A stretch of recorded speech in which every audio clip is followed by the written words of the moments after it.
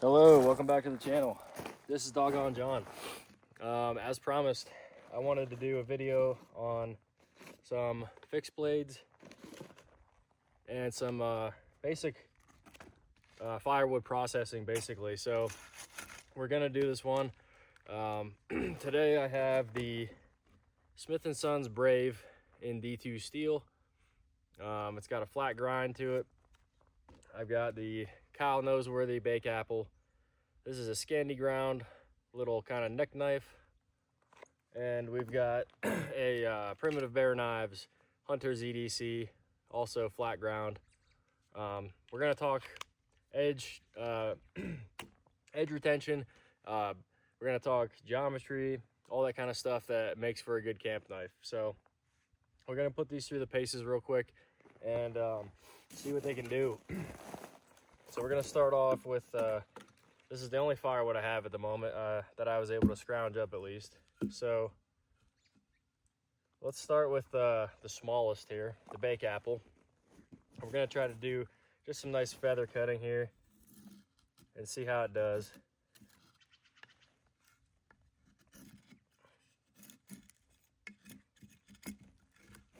So the thing with Scandi grinds is they excel in camp tasks such as this. They really are built more for a tough camp knife experience, basically. And that's kind of where they shine. As a batoning knife, it's a great piece. This is a really small one, but we're gonna try it out. Also, forgot to mention, this is 1095 carbon steel steel here. So let's try this out.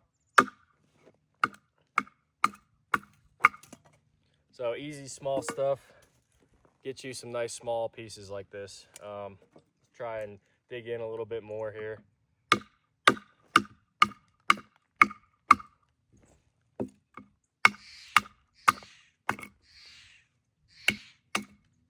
All right. So small but mighty. Very, very good for batoning. Let's try it and do a little bit of shaving again on a clean edge. Probably needs a good sharpening, but not too bad. Of course, that didn't work out. Let's set this here. All right, next up, we'll do the Hunter's EDC. This is in crew wear, and kind of see how this one does. The Scandi ground was great for being tough. I prefer a flat ground blade though, personally, because flat grinds get you a lot more sliceability. They're still durable, they're still tough, but it gives you that slicing that you need in a pinch sometimes. So I personally prefer, over a Scandi ground, I prefer a flat. Hollow grinds are great also, but not quite the best for a camp knife.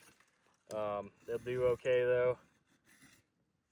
The other thing is you can get closer to your piece of wood here. When you're gonna do cuts like this, you're gonna get nice even pieces. You don't have to dig into the wood as much with the flat grinds. You're gonna get your pieces off really nicely. So it gives you a lot of good versatility. So another reason I really enjoy that. Ergonomics wise, another reason. This one here is fine. It's a nice small neck knife. You can get what you need to do done. And I think the fat handles on this really complement it well. This being a flat ground knife, it has some nice, easy, thin handles as well. They're wooden. The rock scale texture on it, I enjoy. I don't think it hinders it at all. Obviously, when you get into fixed blades or any kind of, camp knives in general, it's mostly micarta, G10s, different things basically. So it's all about user's choice basically. You know, this being micarta wood, this one is also micarta. It's user's choice basically. This does not want to stay in. There we go. Alrighty. So now let's try out the old Smith & Sons Brave. We're gonna do a baton with this. Also flat ground. Different steel, a little bit on the cheaper side, but I know this will excel at this.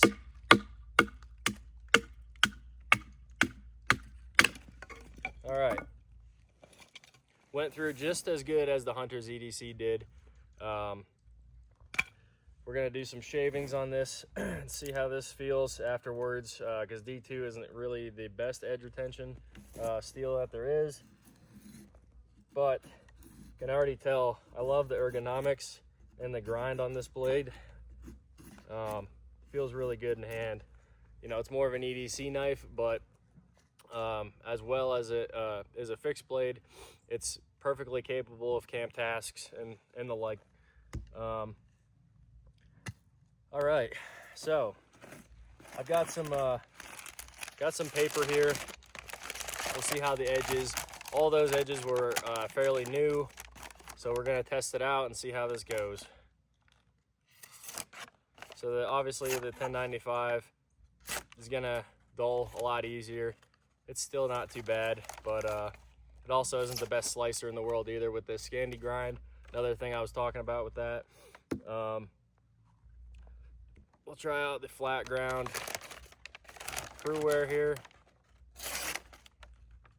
And she's still sharp, no problem there. Kind of hard to get the cut on this paper, but you get the idea. And the D2, lastly. Yep, no damage, no wear and tear. Obviously, I didn't do a lot of firewood processing here, so this isn't gonna take a huge beating. Yeah, overall,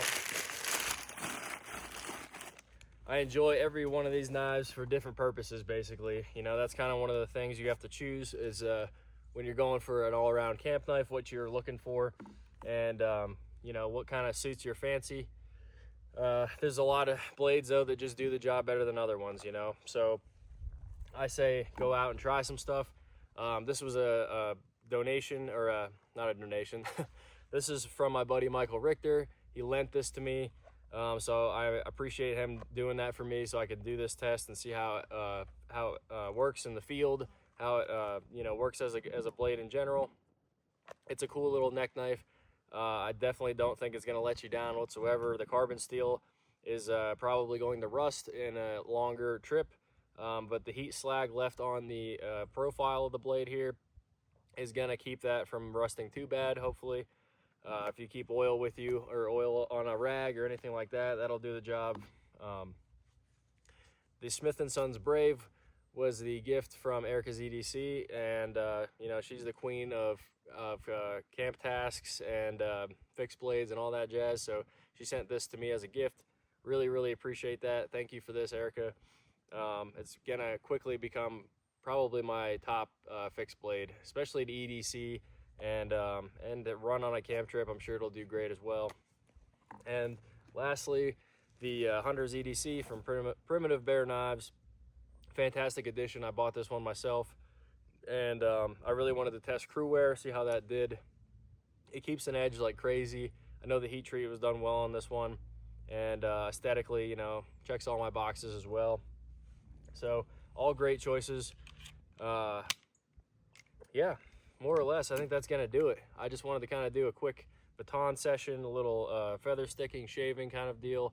One more thing I wanted to mention too, if you're going for flint and steel on your fire making tasks, you're gonna want a 90-degree spine on this, and so that's another reason for the Kyle Noseworthy Bake Apple. This spine on here is 90-degree ground, so it'll do well with a flint and steel. The Smith & Sons, same deal. It's a little bit more rounded for comfortability, I think, but either way, you're definitely going to be able to get some sparks flying, and the Hunter's EDC was pretty much made for that. So also nice sharp 90-degree spine here for ferrule rods, and yeah, forget the other word. But anyway, ferrule rods. So I have run each one of these for at least a few days, the past like month and a half. This one here is pretty new, the Smith & Sons Brave, but love this for kitchen tasks. I think it's a fantastic blade for that. The Bake Apple is not really made for that. It's more for batoning and camp kind of tasks. Not the best slicer, still very worthy, nice strong blade. Hunter's EDC I've had for quite some time now. Really enjoy this one. It's going to be my backpacking knife, or this one here, basically for my next trips upcoming. And I know that either one of these will be a great addition. They'll do well. And yeah, if we're gonna tier the ergonomics, Smith & Son's Brave has it for me. It just kind of melts in your hand. It has a great hand feel. It's lightweight. The micarta feels good. All that good stuff. The Hunter's EDC is a close second if you're gonna be doing some bearing down, some hard tasks. I do enjoy the extra length of the handle. Kind of helps with that. Yeah, I'd say that these are all in varying price ranges. They're fairly close though. I got this one on a deal using a code, but I would say that any of these are a great addition for the price point. And just kind of keep in mind what you're after when you're looking for a camp knife, or you know, just a EDC fixie. So, all right, we're gonna wrap it up. Hope you all enjoyed that video. I'm here in Arizona again, so I'll be here for quite some time. I'm gonna be working quite often though, so just found some time to shoot this one, and I'm gonna see how often I can shoot. Hopefully more often than not, but we'll keep at it. So appreciate y'all watching. We'll see y'all in the next one. Doggone John out.